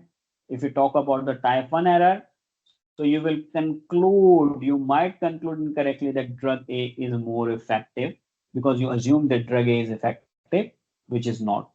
In the type 2 error, you fail to conclude that the drug A is more effective, but technically it is effective. So this is two error chances that might have in your hypothesis on your research, and the p-value will determine basically that your null hypothesis is basically effective or not. So if the p-values is very low, like 0.005, 0.001, it is effective. You are basically in a right track. But if the p-values going beyond the significant level, like above 0.05, like 0.06, 0.07, 0.08, your null hypothesis is rejected, indicating the drug A is not superior than drug B. This is how basically we interpret our hypothesis testing. Keeping forward the further clarification on like the type 1 error and type 2 error. So you have test any new drug. So for example, in an autoimmune diseases. So in this case, null hypothesis could be then, for example, you will assume there will be no effect on the symptom, because always remember when you choose the null hypothesis, you always imagine there will be no difference. So when you apply the new drug, there will be no effect on a symptomatology, for example, or you take the reverse one. But when you have the null hypothesis rejected, you have the alternate hypothesis. So that will actually reverse of that result. Meaning, if your null hypothesis is rejected, that means your alternate hypothesis automatically accepted, which means the drug is effective in dealing with the symptom in autoimmune disease. So this is something you should always remember when we talk about the clarification on the type 1 and type 2 error. A type 1 error will give you the false positive result, that you will conclude the drug is improving the symptom, but actually it did not improve the symptom. But when you see the type 2 error, you will get the result there is no effect on the symptom, but actually it has the effect on the symptom. So this is something you should know about the errors when you see your result, and you deal eventually depending on the error. So what you're gonna do, if you are having a type 1 error, there are ways. How can you basically improve it, or how can you deal with that? So again, you have to play with the alpha values, which is basically the significance level. So if you keep your significance level to a maximum range, which is like 5% or a 0.05, then you can actually handle it. If you keep it like 0.001, that means you might have the chance to deal with type 1 errors actually. This is how basically your chances of error become in a state that can fit within a null hypothesis condition. Likewise, same thing if you talk about the p values. The p values, if it is lower than the level of significance, so that means you have to see your result consistency, and you can go with the alternate hypothesis actually. This is how, I know it's a little bit difficult, it might be dry for you, but unless you will not read from the concept and the books, you will not get the concept of the dealing with the errors, whether it's type 1 error and type 2 error. So if the p value is higher basically than the significance level, so your result in a short term will consider as non-significant. For example, the p values is basically coming like 0.06, and the your level of significance is 0.05, so your study is non-significant. So and when we talk about the alternative hypothesis, we have to see your p values. So the p value is crossing your confidence interval, sorry, the level of significance, then you will definitely have the non-significant activity in your study paradigm. So the short-term message for the shortcut message for type 1 error is, so you can reduce basically the chances or risk of having the type 1 error if you can simply set your level of significance to a lower level, because it will help you out to deal with this type 1 error. Likewise, type 2 error. So you can also reduce the type 2 error simply by increasing the sample size. So if you increase the sample size, as we have previously mentioned, you can handle this statistical problem, and you can get this error be resolved. This is dealing with the errors actually. Now we have discussed about the t-test, as I have already mentioned, in a short term, in a shortcut way, that when you compare the means actually, not more than two actually, then it becomes a t-test actually. And another condition, if you have like the sample size actually, if it is more than if it is in thousand, then you apply the red test instead of applying the t-test actually. Simply if you have several hundred patients, then you can apply the t-test easily when you compare the group means, two group. As I said, if you have more than two, then you apply the ANOVA actually. So we want to compare simply what is basically the mean of group A and the mean of group B. So you can do basically a t-test. And there are again two type of t-test, or if you go include a pair, then you have the three type. So usually the simple t-test means when you have the single population, single mean, and then you can do it. If you have the two different means but from the independent group, each they are not dependent on each other, so this is called the independent sample t-test. And when we pair them, two related group, as we have given the example of, because they are having hematological issue, so hemoglobin is low, and basically iron therapy is given because of the low hemoglobin. So you're comparing something which is dependable and relatable. So when you do the relatable comparison of the means, this is called basically the pair t-test. And the same thing, if it is there is no comparison of two groups in between, there is no relation of the two group in between, and you compare their means, so this is called the independent t-test actually.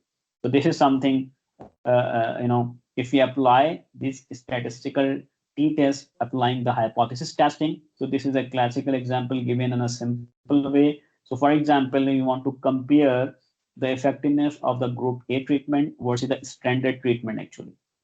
So imagine there is a standard traditional drug given in a particular disease, and there is a new drug came for that particular condition. So you want to compare the effect of that particular new condition. So you are applying basically a simple t-test by taking the mean of two different group, the new drug group, which is group A, and the old already traditional group. So your hypothesis is basically this: that there is no difference in outcome, or there is a significant different outcome. So what will happen if you apply the null hypothesis? You will say there is a no difference between these two new and old group. And when you analyze it, the p-values will indicate whether they are static. If the p-value is beyond the 0.5%, it is non-significant. Then you will see what is the, if the chances are error are there, so you can handle the error, the type 1 error or type 2 error, depending on your data. As I mentioned in the previous slide, if it's the type 2, you can increase the sample size. If it is basically type 1, you can increase, you can lower the basically the level of significance 1.05 to 0.01 or 0.03, whatever, it depends on that.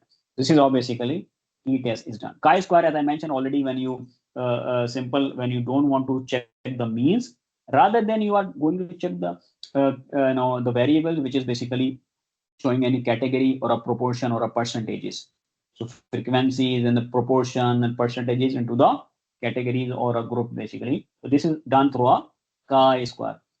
Just note down my point. This is a very common mistake which I notices, and I put always in a comment to the articles to the author.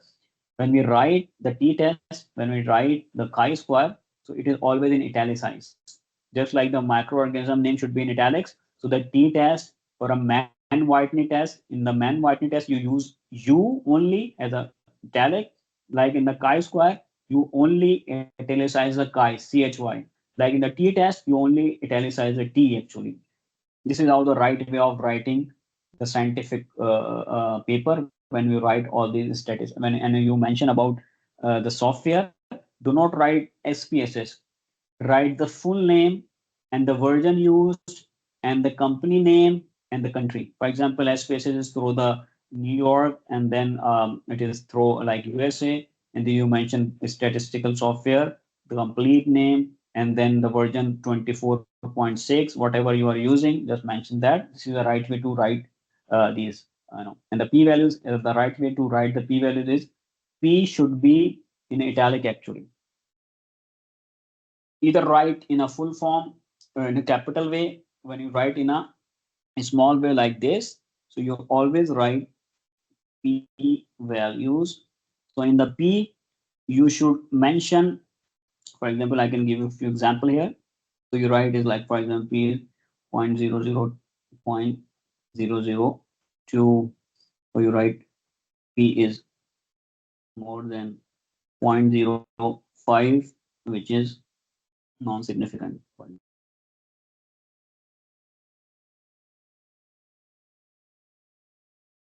This is how you write basically. So when you write this way, always write P in italics section. This is how the right way of. Inshallah, when we move to a section where we will mention about writing a good paper, then we can also discuss these kind of points there, how to write a good paper. So in this is all basically the chi-square. You only compare the proportions and the the percentages of the categorical variable. Again, the variable that we have discussed before, the categorical variable and numerical variable. And the categorical were ordinal and nominal. So always remember this point that we talk about. So take an example. So you want to test the independence, apply the test of independence. So you want to study if there is any correlation between the smoking and a non-smokers. So if they develop a lung cancer or not, this was your test of independence on that. So your hypothesis that basically usually the people who are a smoker, they will have the high chances of lung cancer. In that scenario, what will be your null hypothesis? Your null hypothesis will be there is no association. So remember, again, I'm repeating so that it can be memorized in your memory, in your brain. Whenever we say the null hypothesis, it means there is no difference between the group. So you will assume based on your hypothesis. Your hypothesis was, so usually you expect those who are a smoker, they might have a more chances to get the lung cancer. So when you get the null hypothesis, you will say no, there is no difference between the two groups, whether smoker or non-smoker. The occurrence of the lung cancer will remain the same. When you test it, when you analyze it statistically, you have applied the chi-square test, you get the p-values. The p-values will set your null hypothesis was correct or rejected. So if it is statistically significant, meaning your null hypothesis is rejected, because always it is important to know that when the smoking is there, you have more chances to get the lung cancer based on the p-values. P-values are telling basically if they are significant because they are coming less than 0.005, meaning they are significant. If they are significant, your hypothesis is rejected and you move to a alternate hypothesis, which is definitely people having the smoking will have the high chances of lung cancer. This is how you interpret it. So that's why I am giving the concept of the test, what does it mean, and then apply in a sequence so that you can get how we apply the testing of the hypothesis, this particular test, which is for that particular paradigm, like t-test and chi-square test, and likewise ANOVA.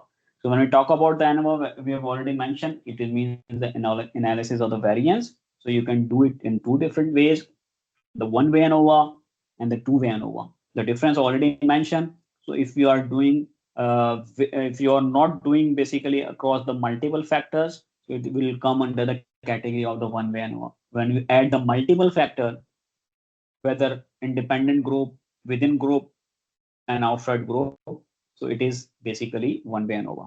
So if you add different factors, age, weight, height, economic factors, or marital status. So all these will come as a multiple factors, which are basically dependent, which might be independent. So you come up with the two-way ANOVA approach. So imagine if you don't know this point, you did the whole research and you apply one-way ANOVA, and there were so many factors were there. So that means you have picked the wrong statistical test. All your interpretation results are wrong. Your study result is invalid. Whatever you have written in discussion is all also wrong. So that means your study is invalid and nobody going to accept it. This is how basically you have to consider these things about the concept of these tests. Again, the t-test, chi-square, ANOVAs, and then attrition analysis, or the level of significance, the sample size, the effect size, the population size. All these are the ones that should be clear to you all the time so that you are not facing any trouble in the future. So when you talk about the one-way ANOVA, you have to effect of, for example, different dosage on a particular disease condition. Let's suppose if it is an antihypertensive drug, you want to check the outcome of that particular antihypertensive drug. You have used like a 10 mg or 25 mg and 50 mg, three different doses range, and you want to see the effect actually. So the hypothesis is there is a significant difference in the mean blood pressure of the three different dosage group usage. Definitely, if you use high dose, you might get the good result in terms of reduction in the blood pressure. This is your hypothesis. But the null hypothesis would be there is no difference. Whatever dosage of drug that you have used, there will be no differences among the outcome of the reduction in the blood pressure. They will all have the same effect on the blood pressure. When you apply the statistics, you will come up with the result. So we represent the ANOVA result with the F values. Imagine we have to have the different values. So when we apply the ANOVA, we get the F scores basically. So in a lot of journals, they also ask you, instead of only writing the P values in result, also mention the F scores. And F scores is come basically the ANOVA analysis. You remember when in the previous slide we said like you have to simply click the button descriptive statistics, you will get all these things. So when you apply the descriptive analysis, you will get also the F score. So you will cut paste the F score from different groups and then write in your result section along with the P values. So the P again the same P values always remember the same. If the P values is within allocated range of level of significance, that is whatever you have said, either 0.5, 0.05 or 0.01. If it is under within this range, your study is significant and your null hypothesis is basically rejected and your alternate hypothesis is accepted. And that will indicate basically, for example, if your p values comes 0.06, this will prove your null hypothesis were right and there is no difference in the blood pressure reduction of the all three different doses. But if the p values are within range like 0.002, 0.003 or 0.001, it indicates the group having various dosage has a differences in them. The highest dose giving highest result, the lower dose giving. So that will prove your alternate hypothesis and showing your drug dosage as an impact on the reduction in the blood pressure. This is all basically. And then come with the regression analysis. So usually it is done when we find out there is two things. One is called the correlation and other is called the regression. So you do the relationship analysis with using these things, whether you are using the correlation or you are doing the regression analysis. In both the different statistical paradigm, you find out the relationship between the variables. Again, remember the variable, we have discussed the variable types in the previous slide: categorical, numerical, continuous, discrete. So you remember always, I'm repeating again so that you can, with the listening all the time, you can memorize some of the variable types. So always you see any relationship between the variables. So you perform a very simple test. This is called regression analysis testing. So you have two different type of analysis in the regression part. So either you do a linear regression analysis or you do a multiple regression analysis. What is the difference between two? The difference is same as we have discussed in the previous one with that of two-way ANOVA. So if you have the multiple variables, height, weight, relationship, and gender, ye, ala, fala, then you have the multiple regression testing. And when we have only two variables and you want to see the relationship between, because always remember it is again a wire point. If you have only one variable, can you apply the regression? No, you cannot, because you need at least, for comparing, you need at least two different things, two things at least. So if you don't have two variables, you cannot apply the regression there. Definitely, when you apply the regression, you must have at least two variables so that you can compare them, you can examine them. So if you have only two variables, you can apply the linear regression formula, because it's based on the formula. The formula for linear is different in the multiple regression. So when you have the multiple variables with you apply the multiple regression analysis testing. So for example, when we take an example, so if you take the example of a linear regression, you want to predict the weight and the height and see their relationship. If there is, for example, to calculate the BMI, so you take these like height and weight, for example. So this is an example of a linear relationship. And when we add along with this height, age, for example, or a gender, then it is a multiple regression analysis testing, because you have a multiple variable which is more than two. This is how basically we call them a multiple regression analysis. When we analyze and apply, we got what? we got a goodness of fit test. Again, another thing which I should mention here to you. So depending on the output and the values, we come up with another measure which is called, this is called goodness of fit testing. I'm writing a goodness of fit testing. So goodness of fit actually indicate the performance of your regression analysis. So this is another testing on the variables which you perform, which is called the goodness of testing. In a very short term, when we talk about the concept of the goodness of fit, is it's again another statistical concept of a theoretical concept.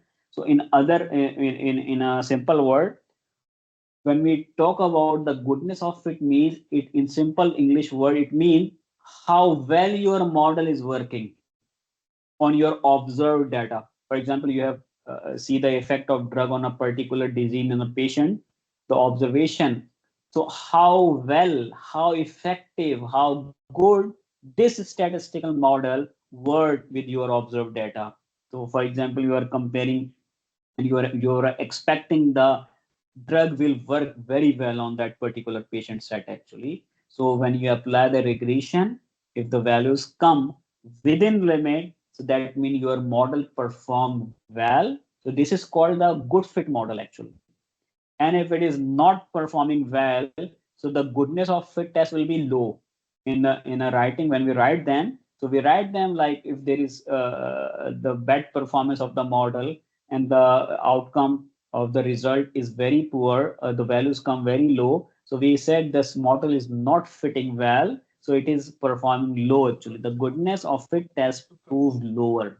This is how basically you can check the difference between the expected and the observed value. You check basically, the difference between what you are expecting from your data and then whatever you basically observe. So these two differences come through the goodness of it. I mentioned it here, so you can also note down from there for the notes that you can take from there. So this is something which is always keep in mind when we talk about, for example, if you are applying the this goodness of fit, whether it is fitting in your chi-square model or not. So you apply the goodness of fit testing on a chi-square model actually, and this is all you can get your final conclusion whether your chi-square model was particularly fit within that paradigm or not. So this is done through the goodness of fit testing actually. Again, there is a formula that you apply which indicates whether your model is working fine or not actually. This is another dimension you should always remember. Sometime in the paper you might come across with the goodness of fit word, so you should always remember this will include whether your work your formula is working well or your formula is working not well. So this is we have a formula for that. We apply the formula. This is the formula for that, and it is not a very typical formula. It's a very simple formula. What you do basically, you whatever the observed frequency of whatever group you have, you simply divide them with the expected category actually, and you will get the square root, and then you will get your goodness of fit testing in a chi-square model actually. This is something which is about the goodness of fit testing in a analysis, whether it's a regression or a now we how much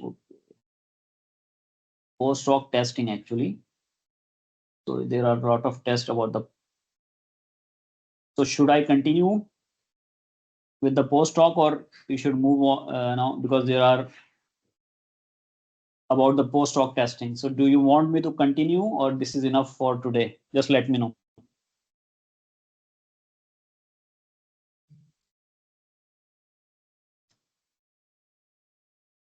Just please let me know if it is enough for today, or should I move with the post hoc testing, because there are now 10, 12 different tests that need to be explained.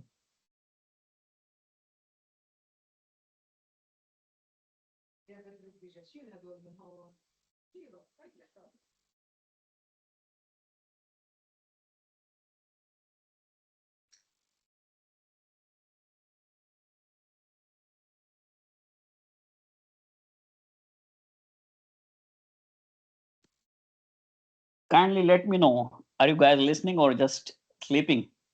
Please indicate something.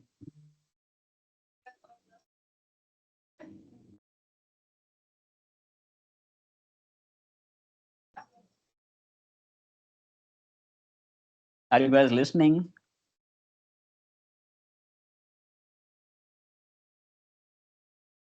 Okay. Because the post hoc testing would be the last component of the statistical analysis. Then we'll move on with the second aspect in the coming week about developing a research question as well as writing a good paper in the fourth week of our study about the yes. Okay, all right then. We're gonna stop here and we will continue with the post hoc testing in the fourth week.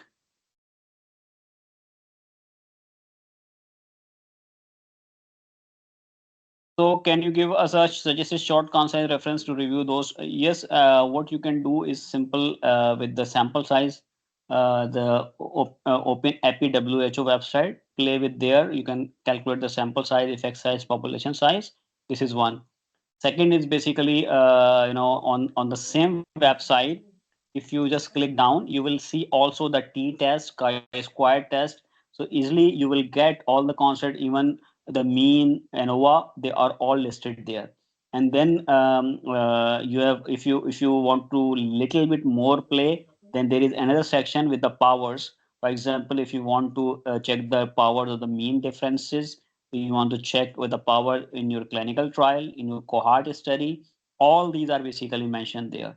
So it's not just about the sample size, rather than it can also cover the some of the things that we have discussed today about in term of the continuous variable, in term of the ANOVA, t-testing, the median and the confidence interval. You will get all these things from there, and they are very easily in a very short and concise way. So instead of, if I suggest any article or a book, that would be too much for you guys, I think. So the best thing for you guys is basically to check out this, for example, I can again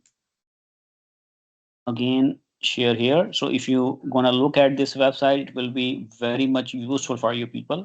Not only theoretical aspect, but practically it will also helpful when we will move to a practical steps of developing some projects and running the project. So this will help you out a lot.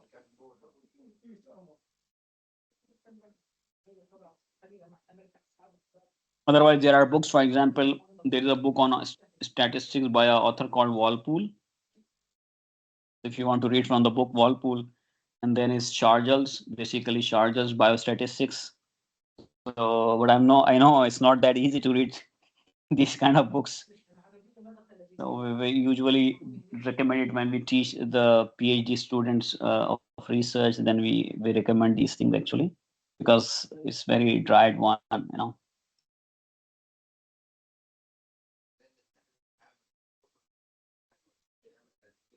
Otherwise, there are some papers which are published, for example, specifically on doing applying a t-test and applying the regression analysis in the biomedical field, or applying the statistical test on a meta-analysis. There are articles there. So if you are really willing, I can share also those. But I know it's very not much. It's too much dried actually, and not easily grasped by the concept. If you are not reading anything from the basic things, it will be difficult to grasp from the articles actually. Any questions do you have? And another thing, as a piece of advice, so there were several hundred people who were actually signed up for this course with a passion actually. Remember, the passion will not work out if you will not do the practice. It's doing a research, doing a statistics, especially statistics, just like learning any language. So if you do not practice, believe me, you will spend 20 years, you will not get the concept of the statistics. So if you will practice, you will get the concept. So if you do not practice, you will never get it. Likewise, same with the literature search. The portal I have given, the PubMed or a clinicaltrial.gov or PubMed Central. If you not practice with the keywords, you will not get a command on that. And if you will not get the command on that, you will not able to do a good research or write a good paper actually. So these are the step. These courses are I've designed in a very stepwise manner, and if you really follow the links and then really follow the steps, you will definitely become a good, researcher. So it's all up to you. If you not spend time and you will come up next week with the same mind, then definitely you will not grasp the concept actually. So just give like 30 minutes, 40 minutes per day, and then practice on these things, then definitely you will get something hands on it, and you will be able to do something effectively actually. Yes. So this is my recommendation and advice as well. Assignment is same, like they have to look at this given website and practice the sample size calculation, practice with the T and chi-square testing. This is available on the same website actually. They can play with the assumed values and then see the difference in the outcome of the result actually. So this is their assignment actually. The OpenApi website, go there and then give your hands on whatever you want on the different tests. As I mentioned, not only the sample size, but they have also the continuous variable there. They can play with that. They can play with the T testing. They can play with the chi-square, and they can play with the cohort study, with the powers of RCTs, with the power of the cross-sectional study, the power of the mean differences. All these things can easily be, easily they can practice there. They have the toolkit available. Just press the start button, enter the value, enter the data, and they can see the difference output by themselves. So this is a very simple one, very effective one, and it's free actually. This is the most important thing actually. So that's why I recommend this one for the beginner, and they can actually manipulate the values and then see the differences into the result. They can have different ranges. You can put high value, low value, and then see they what they want. They can generate actually the plot there and with the assume values, and then they can play whatever they want actually. So this is very effective one. Yeah. All right. So anything else you're gonna ask, or otherwise you will leave here, and hopefully, if life is there, inshallah, we will meet next week. All right then. Thank you very much for your time, and I wish you all the best for the new year and for the journey in research and education ahead of you. Inshallah, we'll meet next week. Thank you very much. Fi aman Allah.